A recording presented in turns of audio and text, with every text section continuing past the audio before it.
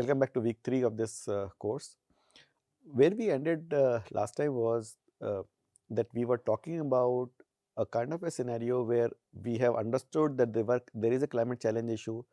We have understood that why the climate challenge issue is there. We have also understood that what is the role of various greenhouse gases in that, what is basic genesis of those greenhouse gases, and also we started looking into we also touched briefly upon that what is the future scenario likely to be in case of various aspects where we talked about an aggressive changing scenario. We talked about that more realistic changing scenario, which is kind of a midway, or we talked about a scenario in under that when the countries do not do much and business as usual kind of continues.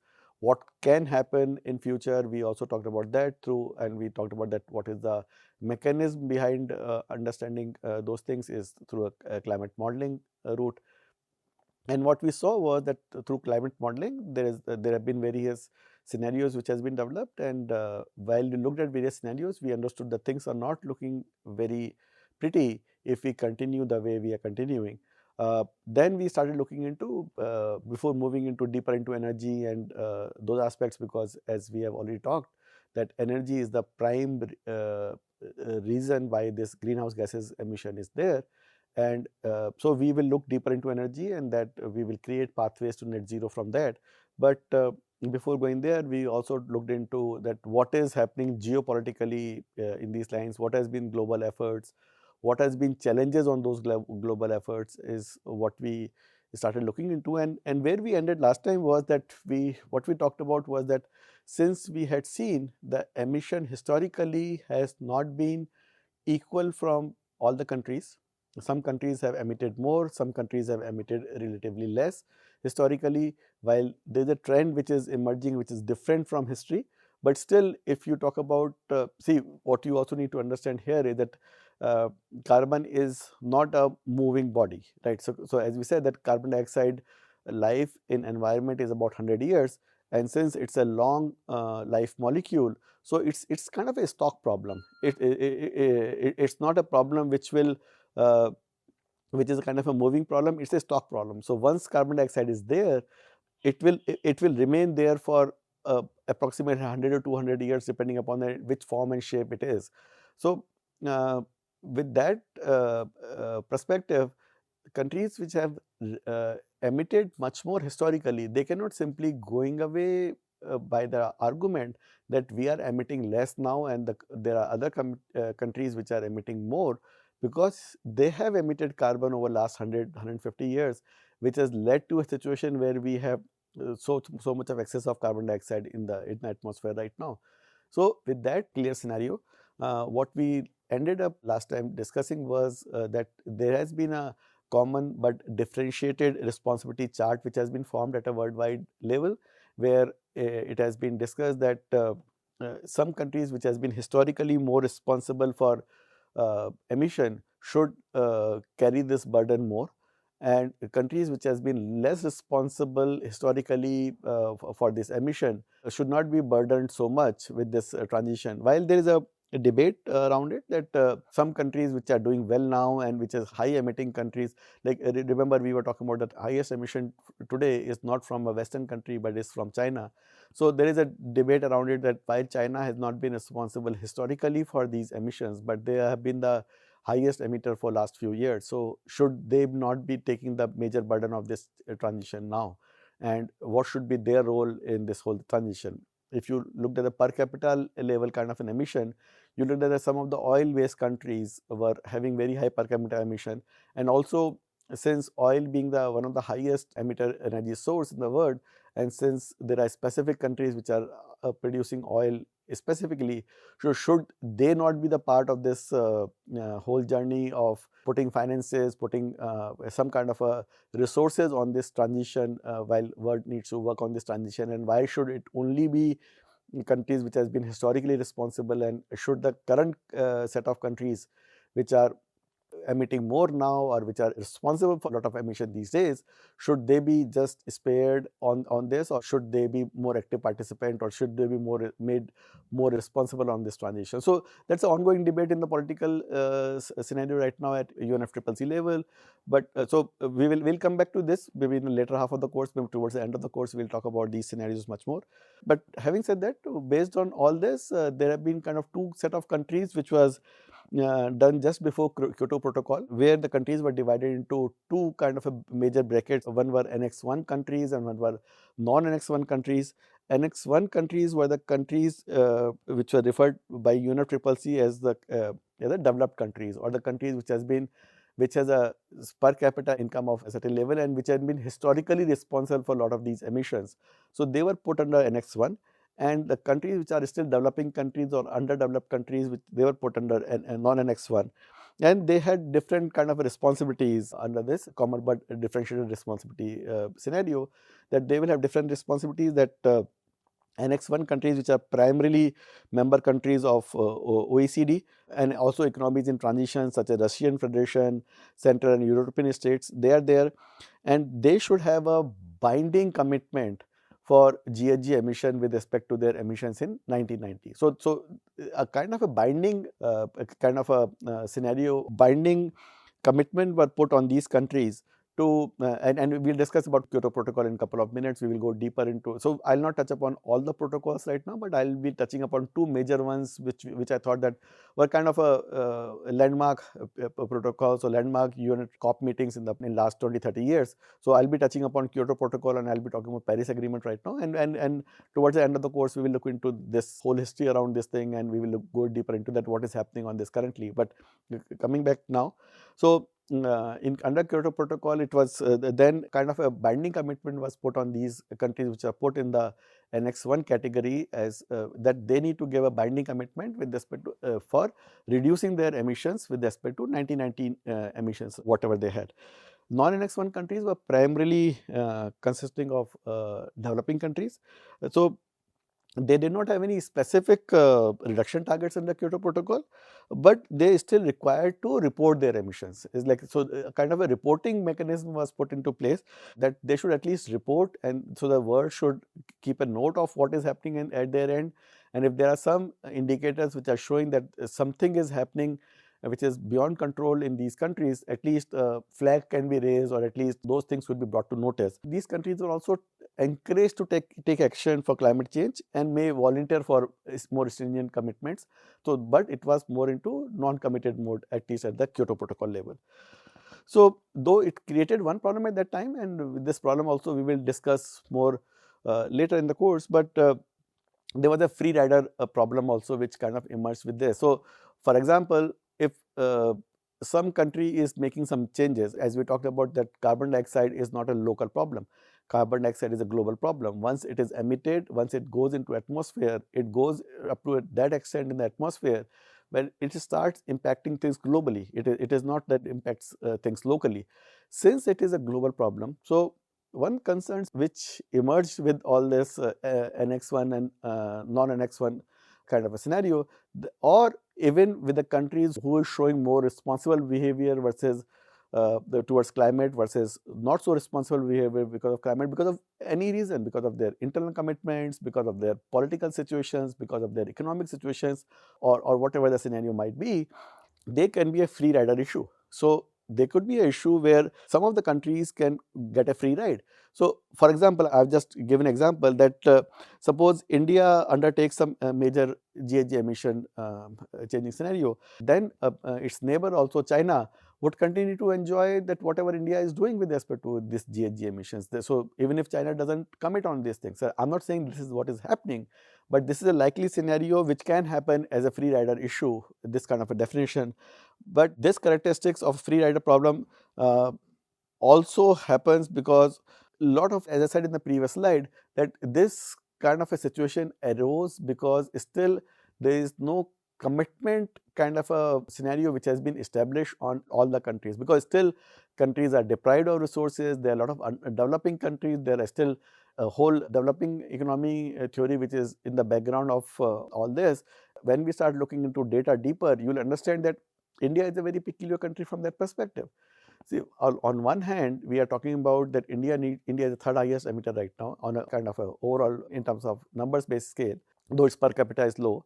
But at the same, so India needs to do something on the climate change. But at the same time, India still is a country which is highly divided with respect to its in terms of economic power of its people. Some people are in very high economic bracket, and some people are still below the poverty line. And if country doesn't continue to progress, how will they bring out the people who are below the poverty line, above the poverty line, and they will be a major part of the economy? So there's a very interesting dynamics which some of the countries are facing. With all this, putting a very binding kind of a stringent requirement on all the countries is not feasible in today's world. With most of the African countries are in situation where they have to develop, and you cannot simply say that fair enough, now world is moving towards a greener world. Now you start your development journey with putting money in the technologies which are more the latest technologies, which you don't have the rights to even understand those technology. Somebody will sell you those technology. You need to spend more money to get those technology, but you need to also grow, because you have a lot of hunger in your countries. You have a lot of people who are still without resources in your countries. And how are those countries expected to maintain a balance between their growth and this climate commitment? So, but one of the fallouts of that situation is that there are some free rider issues which can emerge into this whole thing, and these free rider issues can also emerge because of that some countries not willing to take aggressive targets in the overall scenario. Okay, so once we understand some of these definitions, let's start looking into some of the specific COP meetings which have been kind of talked as a landmark meeting. So I'll be talking about a couple of them. First one which I'll touch upon right now is what is known as Kyoto Protocol. So Kyoto Protocol was a meeting which was done in 1997, and this was the first meeting in which mandatory measurable GHG emission targets were put on Annex 1 countries. So it was first time it was in any of the COP meetings some kind of a number based commitment were taking. So till before Kyoto Protocol, mostly it was voluntary basis, mostly it was based on some kind of a comfort level basis that these countries were giving these targets. But this was first time the Kyoto Protocol mandatory GHG reduction target was put on Annex 1 countries. And then to support this transition, this Kyoto Protocol came out with some very innovative models at that time. That this was the first time it was very systematically they talked about emission trading, they talked about clean development mechanism, they talk about joint implementation schemes. I'll be talking about these schemes in next slide just to help you understand it better. And so this was a very interesting models, economic models, very interesting implementation models were actually thought through in this protocol. So it was kind of a really landmark protocol from that perspective. And also this is the first time that world started talking about in terms of numbers, and the world started talking in terms of that what should be done or what should be some short-term targets with respect to this GHG emission reductions. So before I go into targets and some of the challenges which Kyoto Protocol had, so a couple of things as I mentioned in the previous slide, countries were talking about the international emission trading under Article 17, which was said that countries which has surplus emission or unused permitted units may sell those carbon units to the countries which are exceeding their targets. So some countries have their targets and they are still not able to, so how the mechanism was working. So some countries are able to meet their targets and they are able to reduce carbon below what they had committed, while there are some countries who are still not able to meet their targets and they are still having their carbon emissions more than what they had committed. Now, so these countries can buy some of the carbon credits from the countries who have kind of exceeded their targets, and these in turn can work as a mechanism where more of a carbon balancing can be looked at a worldwide level, because we understand carbon is a global issue. So it is not that it is when it is reduced in one country, it will not impact globally, it will.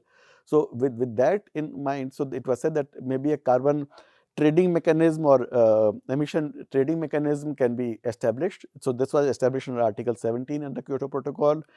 Another The mechanism which was set at that time was clean development mechanism, where it was said that Annex 1 countries can specifically implement these projects in developing nations or Annex 2 countries, and they can earn these carbon credits on a per ton of carbon dioxide reduced in those countries. So 1 CER is equal to 1 ton of CO2 was kind of a mechanism which was set. So the whole idea here was that since many of these developing nations will not have the right technology available for this carbon transition, while there will be emissions which will be happening in those countries. So countries which are more technology driven, countries which has more resources available at their with them for some of these technologies to be absorbed, this transition to be handled rightly, that they can run projects in some of these developing nations, developing countries, and they can help them in this transition journey. At the same time, earn some of those credits as carbon credits for themselves, and kind of balance their emissions from that side. So we will look into this later, that this created a lot of issues also, that while this is a very thoughtful mechanism from one side, but also it created issues like that kind of carbon kind of becoming an accounting exercise rather than a technology exercise or an intent exercise. It kind of became an accounting exercise, and we'll touch upon these points, these things later on.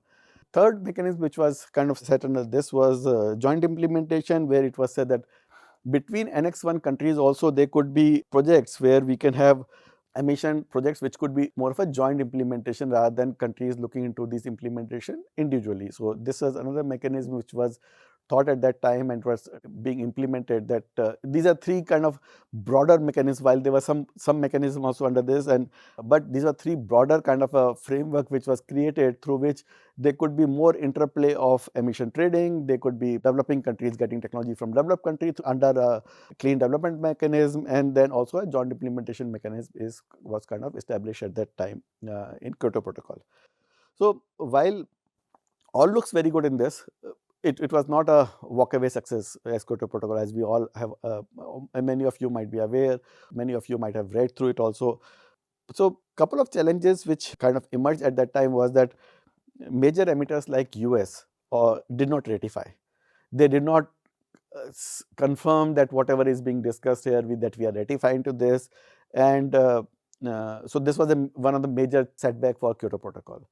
Second big thing which was mentioned at that time, that non-Annex 1 countries had no binding targets.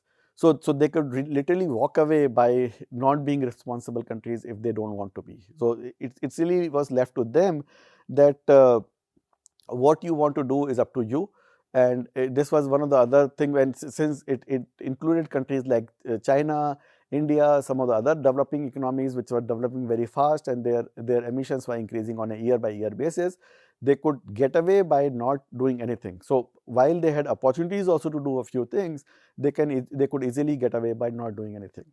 This power asymmetry in CBDR mechanism was also a challenge, that it enabled developed nation to meet kind of obligation through a joint implementation program, through emission trading route, through CDM route. But what it meant was that they could pass away their emission reduction targets from them to developing nation, and they could just tell developing nation, do this for us and you can sell the carbon to us. So it was kind of a very different power dynamics which kind of played out, and which was left as a room because of that. As I mentioned earlier, this carbon thing became kind of an accounting exercise, and some of the countries who were looking for some of the finances to improve, so they thought it to be a cheaper mechanism of earning some money through this carbon trading route, which never became very successful later on. But rather than it kind of became a kind of a economic advantage or a power dynamics which kind of played out at that time, instead of a intent issue, as I mentioned earlier also. Also, one of the issues which Kyoto Protocol had, and which was later on changed also, that initial targets which were given was only a 5% emission reduction with respect to 1990, between a period of 2008 to 2012, is that they had to reduce, these Annex 1 countries had to reduce their emission by about 5% with respect to 1990 level, which was very, very small, and but later on it was extended, so that was okay. And as I said earlier, that it was not very effective, because it was all this carbon emission story started to do around economic restructuring rather than the policy action, and that kind of became a whole burning point for this whole Kyoto Protocol, because the issue was handled in a very different intent the way it was planned out. So it was the countries took it their own way on how the implementation went.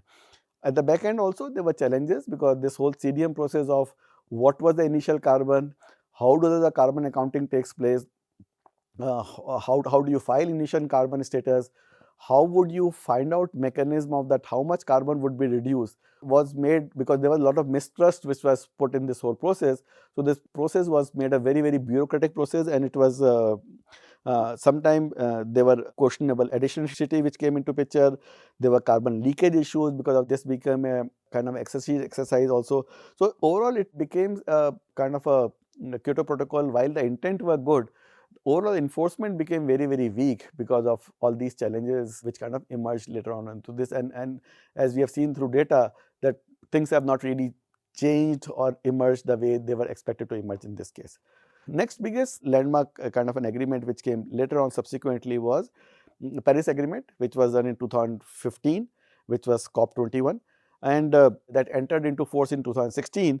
This was the first time that all the countries which are the developed nation or the developing nation, they were asked to give some kind of a commitment with respect to carbon reduction. This is the first time that every major country in the world, or all countries in the world, were asked to take some targets. Though they were not legally binding targets, but at least they had an intent target. They were asked to take targets that how will you reduce their carbon footprint. They were also, it was recognized first time that the long term, that some kind of a limit was put that what should world be targeting with respect to its how much temperature world should allow to increase before if the world will become a more unviable place to live in, or we may reach a point of no return. And that's where first time we start talking about 1.5 degrees centigrade as a limit, and 2 degrees centigrade is the end limit. Beyond 2 degrees centigrade things will kind of go beyond point of no return. So it was very well discussed that the global temperature should not be allowed to rise below 2 degrees centigrade for sure. That's why target which all should we do is that it should be well below 2.2 degrees centigrade, and that's where people start talking more around 1.5 degrees centigrade is a technical limit which world should target. As I already mentioned, there were nationally determined contributions from all countries, which are NDCs. These were targets which countries were asked to do their own. Like there was no audit process for this, that countries were asked to do their internal audit, their internal target setting against these NDCs. And it will kind of work around that. It will also reflect about national circumstances, like as I mentioned about India earlier, that India is still developing while it has to do kind of develop responsibly with all the climate challenges happening. So those kind of perspective has to be thought through it. And as you can, many of you would know, that while many countries in the world are setting a target of becoming net carbon neutral by 2035 to 2050. By 2050, a lot of the world major countries are kind of putting a target.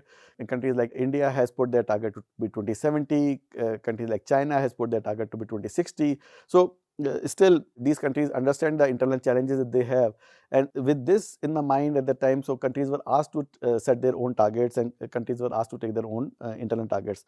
It was also there was a change, that it was a change from a top-down approach to a bottom-up governance, because countries were kind of asked to come up on their own, come in a voluntary loop and set up these targets, rather than a kind of a top-down kind of a fist level approach which was taken in the Kyoto Protocol, where was a very clear targets were given to countries on a by a committee, central committee. But what was also expected was that with this responsible freedom given to countries, they'll be more working on adaptation. They will come with more resilient models around it, because what suits to their geographies. And there was also a mechanism of climate finance which was talked about this thing under this Paris Agreement. And also it was said that every 5 years there will be a stock taking, which will be a kind of a which will be done, which will be a kind of a collective progress kind of indicator at the worldwide level. So this came as a major kind of a step much beyond Kyoto Protocol, which was done at that level.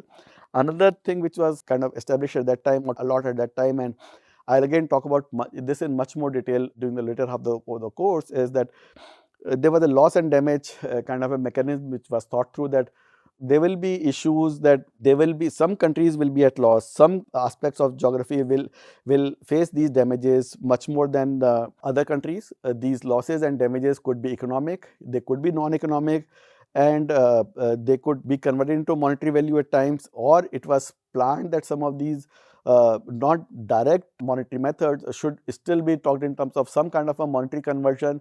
And so this loss and development mechanism was also thought through as a mechanism that how do you kind of compensate for the countries which are facing the brunt of this issue already, and how do you kind of compensate them with respect to handholding with respect to economic difficulties that these countries are facing, or some other mechanism. And as I said, that I'll be talking much more on this loss and damage issue at the later part of this course. But this was kind of an overall framework which was created for loss and development mechanism, where it was thought through in terms of finances, knowledge development and sharing, monitoring methods which are being put, capacity building, advising, giving, which were established at an international level. And if you trickle down that further, then it went down to regional level, where we were talking about risk pooling, we were talking about cooperation and coordination at regional level. Again, there was whole issue on knowledge sharing. I skipped the Warsaw International Mechanism, which was set up for international, particularly with respect to vulnerable countries at that time. I'll come to this in the later half of the course, as I already mentioned.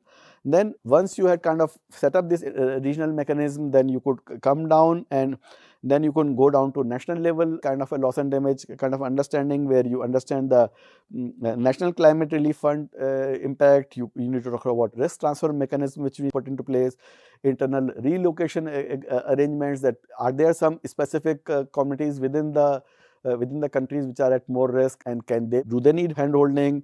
How do you kind of work around the social protection plans? And so this all was kind of thought through at this thing. And then from at a very, very local level, it was that there will be a microfinance route which should govern these things. What should be our disaster preparedness? What should be our participatory models? Like, should it be like, if I talk in terms of India context, should it be done more at a panchayat level? Should it be done at a BDO level, or at what level should this integration be done? Like, how do you make it more effective? How do you kind of work with part of the society which is still facing this brunt, but they don't have the means to handle this thing? So how do you kind of support them? What kind of financing mechanism should be there? What kind of social mechanism? What could be technology mechanism which should be there? How do you teach them rightly? So these are various mechanisms which was thought through, and this loss and damage mechanism was a very powerful method of kind of handling it, or at least a framework which was established at that time. Uh, However, as we also understand that, as I already showed you earlier during my data which I showed you, Paris Agreement also was kind of has not been such a big success, because current NDCs which was declared by countries were not even, forget about 1.5 degrees centigrade. Whatever NDCs has been declared as of today are not even sufficient to limit the global temperatures below 2 degrees centigrade also. So while countries were expected to take aggressive challenges, but countries have played safe. And since countries have played safe, so Paris Agreement, the whole notion of, or whole target of limiting the temperatures below 1.5 degrees centigrade was kind of unmet. And even 2 degrees centigrade is not looking as a viable possibility if we just go back current NDCs, which has been declared by a lot of countries as of now. Second thing was that this was non-committed. So since it was non-committed mode, so there was no legal obligation to submit NDCs. So the legal obligation was to submit NDCs, not to comply to them. Countries could get away by non-compliance. There was no penalty for non-compliance. So it was more of an intent, good intent basis on which the whole thing was made. They were concerned with respect to equity concerns. Historical responsibility were insufficiently reflected in this whole thing, because since the onus was put both on the developing nation as well as the developed nation, so this developed nation was not asked to take more aggressive targets, since they have been kind of historically more responsible around the emissions. So this kind of became a challenge. There were national capabilities issues or capacity issues also, which were there, because a lot of these developing nations did not have the right means and resources or technologies which are available to them to do this mitigation. There was not a thought through which was done that how will these countries, or how will these geographies get these technologies, how will they get hold of these finances, how will this whole flow will happen. So that was not thought through properly. There was a commitment of $100 billion per year, which was being done, that the major countries of the world will kind of pool and create $100 billion fund at an annual level, which will then support these developing nations to carry out some of these projects in a much more aggressive way. That was never met, or it was inconsistently delivered. I'll talk about some finances number at a very high level in next couple of slides. The reporting, which was a concern in Kyoto Protocol also, that was also not simplified. There were very diverse baselines, various methods, matrices, and since in absence of a clear definition, it was almost left to the auditor on how the auditor looks at the achievements, how does the auditor looks at the current data, and so it was very complex mechanism which was being set, and maybe knowingly, unknowingly, it was left to some specific agencies to kind of drive this whole narrative, which also became as a bottleneck. And also what was thought to, that this whole gradual improvement pathway, since it was more of a voluntary kind of a thing which was set up in Paris Agreement, so that urgency of climate actions, which was kind of worked out on a global level, where we all understand that there is an urgency around this whole situation, that urgency kind of got missed out in Paris Agreement, while we first time talk about 1.5 and 2 degrees centigrade, but that urgency kind of got missed out. So we have covered that aspect. So before kind of I end this module, I just want to give you a very high level of understanding that how the finances are looking at the worldwide level right now, and we will again dive deeper into this at a later part of things. But I'll just quickly touch upon what is happening in the world as of now. So as per one of the reports, this report is by Climate Policy Initiative. So they say that the world needs about $8 trillion on an annual basis if world has to meet the target of 1.5 degree centigrade transition. And what is being pumped into the system right now is about 1.2 trillion. So while a lot of efforts has gone in recent years, that's why the climate, this carbon dioxide, the rate of emission has reduced, but still it is rising. And we should have started a negative journey about 4-5 years back. We have not started that. And the reason for that is still the money which should have gone into system is about 1/8 or 1/7 of what should have gone into the system already. And this money requirement is going to increase coming years. 2030 is the next point. The amount of money which should go into system should increase to about $10 trillion. Like, how will that finance will come? Given the current situation that we have about $1.2 trillion as an input, is a challenge which world will have to answer shortly. And again, as I said, that I'll be touching upon these points much more, but just to kind of give you a perspective, it's not that the world doesn't have money. Like, so as I said, currently world is pumping about $1.3 trillion in this global finance thing, while world still funds about $2.2 trillion in terms of military funding. And with the current geopolitical scenarios which are emerging, where a lot of countries have gone into conflict with each other, this budget is going to go up. So we are not putting money where we should put, because we still are under this power dynamics. On the other hand, just looking at some of the things which are happening at a global level, just look at the fossil fuel industry. The current kind of global subsidies which are given to fossil fuel industry is about $7 trillion. At the industry level, or at a local consumption level, or whatever it is given, at a worldwide level, the total subsidies which is going to this sector is about $7 trillion, and which is a huge money. And while we understand that we need to get rid of fossil fuel if we need to survive as a climate against this issue of climate change, we are still putting much more money in fossil fuel vertical compared to putting that money into the climate finance flows. That is very surprising, but this is a fact of world today. And as if that world cannot rise to these challenges. So when COVID hits, and I know it was a very unfortunate thing which happened during COVID, but world could get together. World could pump in a lot of money, and about 11.7 to $12 trillion was pumped into world, according to some reports, to meet that challenge. So it's not that if we see the urgency, money cannot come in. Money can come in. Two of the big verticals with respect to military, with respect to the fossil fuel subsidy itself, will be able to fund about $8.6 trillion that we are looking into today. So it's about $7 trillion gap which we have currently. And with these two things, like just cutting down on military expenses, cutting down on fossil fuel, we will be able to fund that transition very well. But we are not putting where the food should go. We are still kind of feeding into our egos, as very clear from the world dynamics as of today. And also whatever funding is also going, and I'll be again touching upon this point later on, it is not going so much into adaptation. I'll talk to you about what is adaptation and what is mitigation.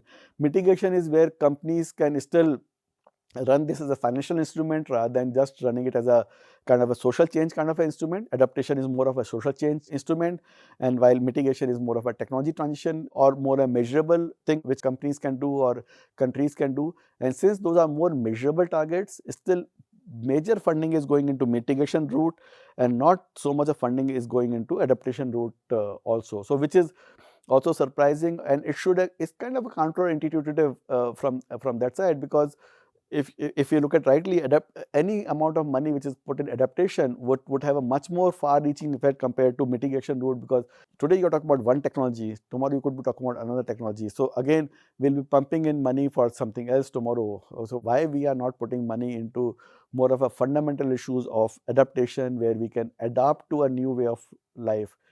And I'll be touching upon this point also in much more detail later on. So overall, just to summarize this module, so the current realities of climate change is that from a global warming perspective, we have already seen that 1.2 degree centigrade has happened. We are seeing several impacts of that. We have record heat waves, we have accelerated glacier losses, we have biodiversity decline, we have rising sea levels, which are very evident through numbers. Human vulnerability remains extremely unequal, because as we can see that there are some regions which are becoming very, very vulnerable, and as we have seen that this change will not happen equally all over the world. This change would be some different in some different part of world. So some part of human race will be much more at risk compared to some other part of the human race, and this will lead to some situations which will lead to some very, very socially challenging issues.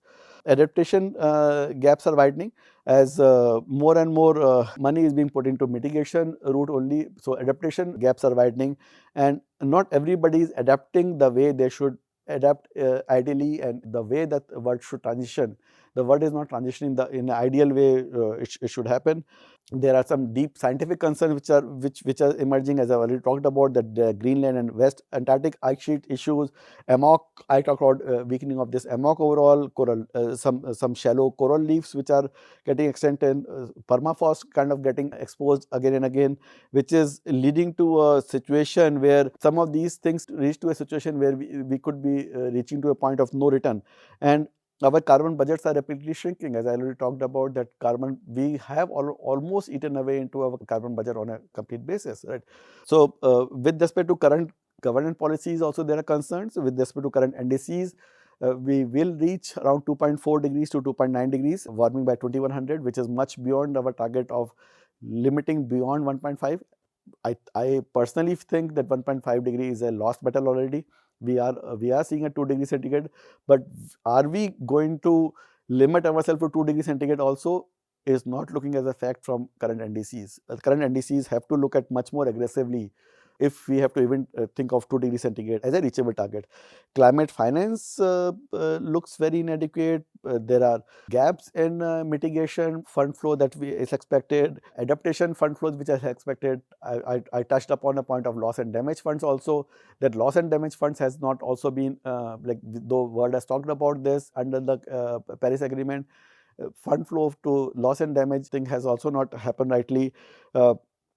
Equity and justice issues still kind of are ignored in a lot of these negotiations which are happening. Still a lot of power dynamics is happening.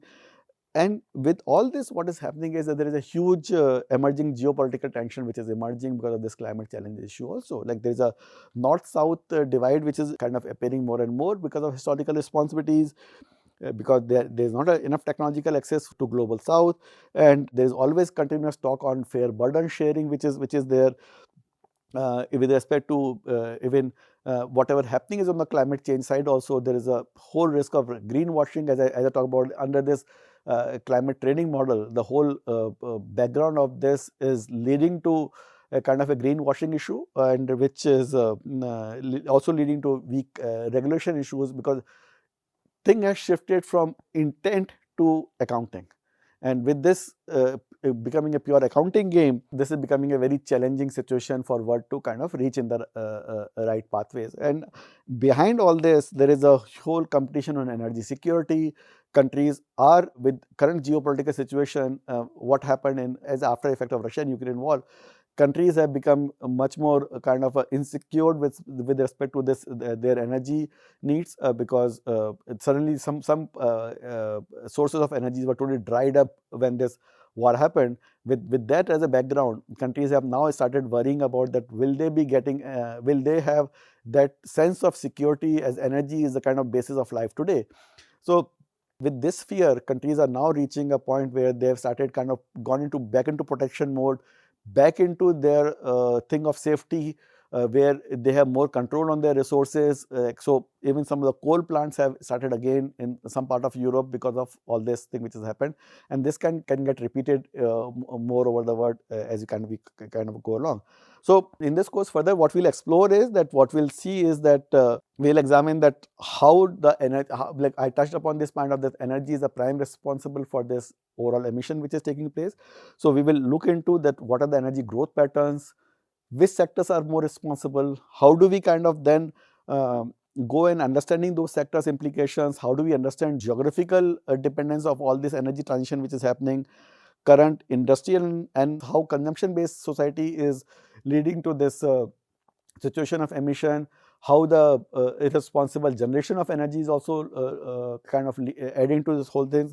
We will look into this whole dynamics of energy, how, what pathways can be made from handling this energy more responsibly, how do we look into deeper into these numbers. We will then continue to look into, try to establishing a kind of a conceptual analytical kind of a framework where it, and how do we link it to policies of major economies to kind of create a pathway that if a specific geography or a specific country or a specific city needs to transition from point A to point B, where we are talking about carbon neutrality and other aspects related to climate, what can they do under the given framework, and how can they approach this whole problem is something what we'll cover further in this course.